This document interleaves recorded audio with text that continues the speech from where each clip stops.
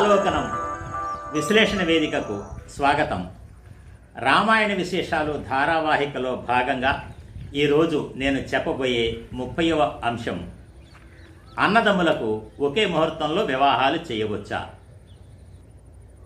చేయకూడదంటారు కొందరు సిద్ధాంతులు.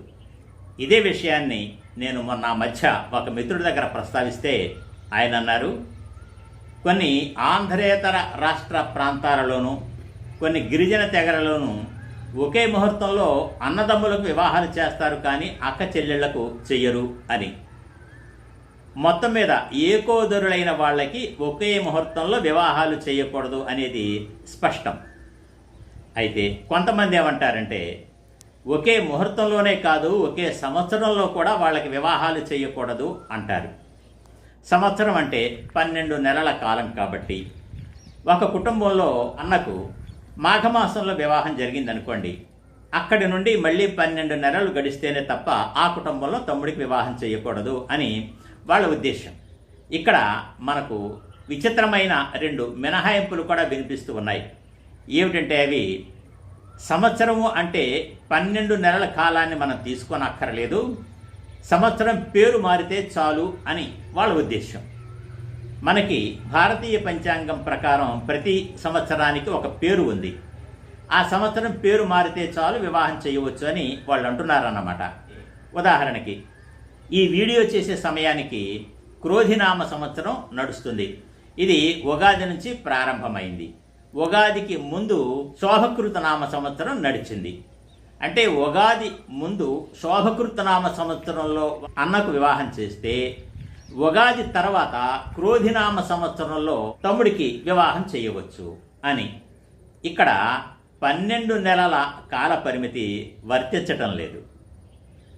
ఇంకొక రెండవ విచిత్రమైనటువంటి మినహాయింపు ఏమిటంటే, తండ్రి ఒకరైనప్పటికీ కూడా తల్లులు వేరువేరైతే అన్నదమ్ములకు ఒకే ముహూర్తంలో వివాహం చేయవచ్చు, అభ్యంతరం లేదు అని. చూసారా, ఒకే అంశం మీద భిన్న భిన్న అభిప్రాయాలు వినిపిస్తూ ఉన్నాయి. దీన్ని బట్టి మనకి ఏమర్థమవుతుంది అంటే, ఇది సంప్రదాయంగా వస్తున్నటువంటి నిషిద్ధమే తప్ప శాస్త్రవచనం కాదేమో అనిపిస్తుంది. ఎందుచేతనంటే, వివాహ విషయంలో ఈ నిషేధం శాస్త్ర ప్రకారం ఉన్నట్లయితే అన్ని చోట్ల ఇది వర్తించాలి, అందరికీ వర్తించాలి, అన్ని కాలాలలోనూ వర్తించాలి. కానీ అలా లేదు కదా. అయితే ఒక విషయం కూడా జరిగి ఉండవచ్చు. ఈ సంప్రదాయాన్ని కొంతమంది పండితులు శాస్త్రీకరించి ఉండవచ్చు కూడా.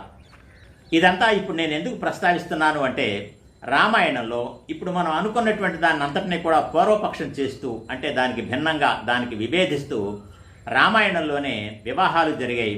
అవి కూడా రామ లక్ష్మణ భరత శత్రుఘ్నులకి, అలాగే సీత ఊర్మిళ మాండవి శృతకీర్తులకి వివాహాలు జరిగాయి. ఆ వివాహాలు కూడా మిథిలానగర అధిపతి అయిన జనక మహారాజు స్వగృహంలో జరిగాయి. అంతఃపుర స్త్రీలు, మంత్రులు, సామంతులు, పురోహితులు, విశ్వామిత్రుడు, శతానందుడు మొదలైనటువంటి వేదజ్ఞులు, కుల గురువైనటువంటి వశిష్ఠుడు మొదలైనటువంటి ప్రముఖుల సమక్షంలో జరిగింది. ఆ వివాహాలకి ముహూర్తం నిర్ణయించింది కూడా జనక మహారాజు. ఉత్తర ఫల్గుని నక్షత్రయుక్త శుభ సమయంలో వివాహాలు జరిగాయి, ఒకే వేదిక మీద ఒకే సమయానికి. ఇక్కడ తల్లులు వేరైతే పర్వాలేదు, వివాహాలు చేయవచ్చు అన్నదానికి కూడా భిన్నంగా జరిగాయి. రాముడికి భరతుడికి తల్లులు వేరువేరు, కానీ లక్ష్మణ శత్రుఘ్నులకి తల్లి ఒకరే కదా, సుమిత్ర. అలాగే సీతాదేవి పక్షాన్ని చూసినట్లయితే సీత అయోనిజ, ఆమె తల్లికి భౌతికమైనటువంటి రూపం లేదు. ఊర్మిళ, ఆమెకు తల్లి ఉంది. కాబట్టి సీతకు ఊర్మిళకు తల్లులు వేరువేరు. కానీ మాండవి శృతకీర్తులకు మాత్రం తల్లి ఒకరే, కుశధ్వజుడి భార్య. అంచేత మనకి అర్థమవుతున్నది ఏమిటంటే, రామాయణ కాలం నాటికి ఏకోదరులైన అన్నదమ్ములకి లేదా అక్క చెల్లెళ్లకు వివాహాలు చేయకూడదు అనేటువంటి నిషేధం అమల్లో లేదు అనేటువంటిది మనకి అర్థమవుతుంది. కొందరేమంటారంటే, రాముడు సీత మొదలైన వాళ్ళు దేవతలు కాబట్టి వాళ్ళకి మానవులకి వర్తించేటువంటి విధి నిషేధాలు, ఆచారాలు, సంప్రదాయాలు వర్తించవు అంటారు. కానీ మనం ప్రధానంగా గుర్తుపెట్టుకోవాల్సింది, రామ లక్ష్మణ భరత శత్రుఘ్నులు దైవాంశ సంభూతులే కావచ్చు, కానీ వాళ్ళు మానవులుగానే జన్మించారు, మానవులుగానే జీవించారు, మానవులుగానే సుఖదుఖాలని అనుభవించారు.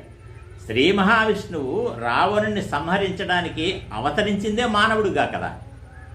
అలాంటప్పుడు రామాదులు మానవులు కాదని ఎలా అనుకోగలం?